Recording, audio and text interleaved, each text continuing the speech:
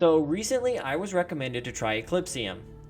This is the kind of game that normally would not appear anywhere on my radar, but seeing as Halloween is just around the corner, playing a game that's a little bit creepy and scary seemed fitting. Eclipsium is labeled on Steam as a walking simulator, surreal, psychological horror. And after playing through the whole game, I think those labels are suitable to describe Eclipsium. However, I will say those labels did not adequately prepare me for what I was in for. Needless to say, this was a fresh experience for me. And in this review, I'll walk you through what this game is, what it felt like coming at it as a newcomer, what stood out, and then whether I'd recommend it or not. What impressed me was the retro pixel effect that reminded me of old first-person games like Quake or Hexen. Viewers in my chat were surprised to learn that this game is just a few months old. The game recommends playing with headphones, and I really have to agree. The sounds, music, and ambience contribute just as much to the dream/nightmare experience as the visuals.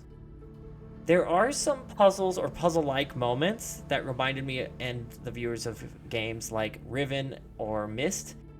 And while I tended to overcomplicate them at first, the puzzles actually typically turned out to be much simpler than I had originally thought.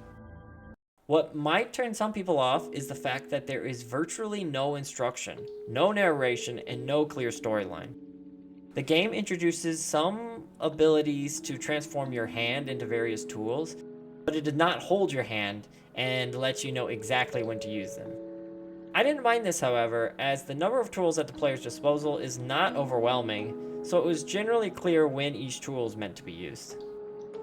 Another thing that might bother some players is while the graphics are intentionally low poly in order to add to the dark psychedelic atmosphere, it occasionally made the environment and some objects unclear or hard to distinguish. Personally, I think the graphics effect was well worth the trade-off. Finally, as I said earlier, there is no narration or obvious story.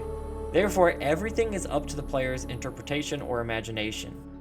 Eclipsium uses imagery, symbolism, and the environment itself to allow the player to come to their own conclusion. Sometimes the imagery's meaning can be somewhat obvious, and other times can be downright confusing, making me even question out loud, what the heck were the developers thinking when they made this game? I think overall, while this aspect could make a few players feel like the whole experience is pointless, I think leaving the meaning and story abstract is what truly makes Eclipsium an incredible experience. So would I recommend Eclipsium? Yes, and for someone like me who practically never plays this type of game, Eclipsium was a mesmerizing ride. It pulled me out of my comfort zone and showed me how atmospheric and experimental horror games can be. I recommend it to players who like weird, surreal games and are okay with being a bit lost, horror fans who want something different from monsters or ghosts and more about existential dread, and people who just enjoy feeling emotions through art and music. Thanks for watching. If you enjoyed this review, please hit the like and subscribe, drop a comment below, and have you played Eclipsium or any similar horror adventure game? What was your experience? And if there's a game you'd like me to play and review, please let me know in the comments.